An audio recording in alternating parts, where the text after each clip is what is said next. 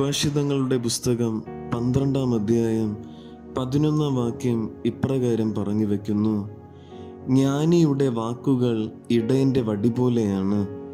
ഇടയൻ്റെ സമാഹരിക്കപ്പെട്ട സൂക്തങ്ങൾ തറഞ്ഞു കയറിയ ആണികൾ പോലെയാണവ.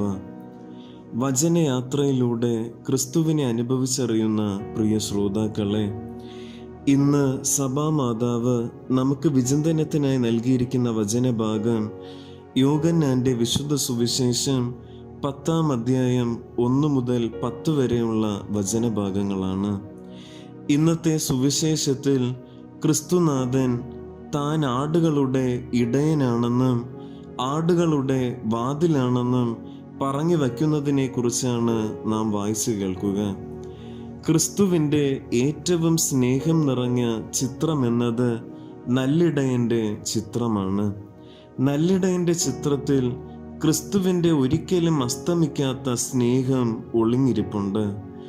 ആടുകൾക്കായി ജീവൻ ത്യജിക്കുന്ന ഇടയൻ്റെ അവർണ്ണനീയമായ സ്നേഹം, മുറിവുകൾ വച്ചുകെട്ടുന്ന, നഷ്ടപ്പെട്ടതിനെ അന്വേഷിച്ച് കണ്ടെത്തുന്ന, വേദനിക്കുന്ന ആടുകളെ തലോടലിലൂടെ ആശ്വസിപ്പിക്കുന്ന ഇടയൻ്റെ സ്നേഹം. ക്രിസ്തു വരുന്നതിന് മുൻപ് മനുഷ്യർക്ക് ദൈവത്തെ പറ്റി വ്യക്തമായ അറിവില്ലായിരുന്നു. എന്നാൽ ക്രിസ്തു ഈ ലോകത്തിലേക്ക് കടന്നു വന്നത് തന്നിലൂടെ പിതാവായ ദൈവത്തെ മനുഷ്യർക്ക് കാണിച്ചു കൊടുക്കുവാനാണ്. അതുകൊണ്ടാണ് ക്രിസ്തുനാഥൻ ഇപ്രകാരം പറയുന്നത്: എന്നെ കാണുന്നവൻ പിതാവിനെ കാണുന്നു. ക്രിസ്തുവാണ് വാതിൽ. ക്രിസ്തുവിലൂടെ മാത്രമേ മനുഷ്യർക്ക് ദൈവത്തിൽ എത്തിച്ചേരാൻ സാധിക്കുകയുള്ളൂ. മനുഷ്യൻ ക്രിസ്തുവിലൂടെ ദൈവത്തിൽ എത്തിച്ചേരുമ്പോൾ, ദൈവം ആരാണെന്ന് തിരിച്ചറിയുമ്പോൾ, ഒരു പ്രത്യേക സുരക്ഷിതത്വത്താൽ അവൻ്റെ ജീവിതം നിറയുകയാണ്. മനുഷ്യ ജീവിതം ദൈവത്തിൻ്റെ കരങ്ങളിലാണെന്ന് അനുഭവിച്ചറിയുമ്പോൾ അവൻ്റെ എല്ലാ ആകുലതകളും ഭയങ്ങളും അപ്രത്യക്ഷമാകുന്നു.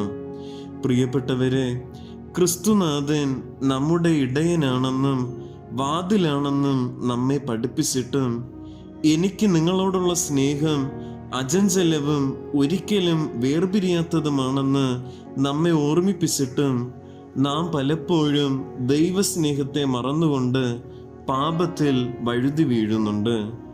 ദൈവത്തിൽ നിന്നും വന്നവരാണ് ഞങ്ങൾ എന്ന അവകാശവാദവുമായി യുദ്ധങ്ങളിലൂടെയും ശാരീരികമായും ആത്മീയമായും മാനസികമായും മനുഷ്യരെ കൊലപ്പെടുത്തുന്ന, മനുഷ്യരെ ദൈവത്തിൽ നിന്ന് അകറ്റുന്ന നേതാക്കളെ അനുഗമിക്കുവാനാണ് നാം ആഗ്രഹിക്കുന്നത്. ഇവരെയാണ് എനിക്ക് മുൻപ് വന്നവർ കള്ളന്മാരും കൊള്ളക്കാരുമാണെന്ന് ക്രിസ്തു പറഞ്ഞു വെക്കുന്നത്. എന്നാൽ ക്രിസ്തുവിൻ്റെ വഴി സ്നേഹത്തിൻ്റെയും സമാധാനത്തിൻ്റെയും ജീവൻ്റെയും പാതയാണ്. ഈ പാത നാം പിൻചെല്ലുകയാണെങ്കിൽ തീർച്ചയായും ഇവ നമ്മെ ദൈവവുമായി കൂടുതൽ അടുപ്പിക്കും. അപ്രകാരം സ്വർഗത്തിലേക്ക് നമ്മെ നയിക്കുന്ന പാത സ്നേഹത്തിൻ്റെ പാതയെന്ന് നമുക്ക് തിരിച്ചറിയാം.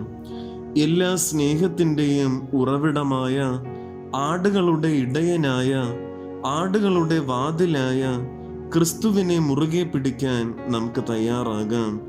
അങ്ങനെ ഇടയൻ്റെ കൂടെ സ്വർഗരാജ്യം പുൽകുവാൻ സർവശക്തനായ ദൈവം നമ്മെ സമൃദ്ധമായി അനുഗ്രഹിക്കുമാറാകട്ടെ.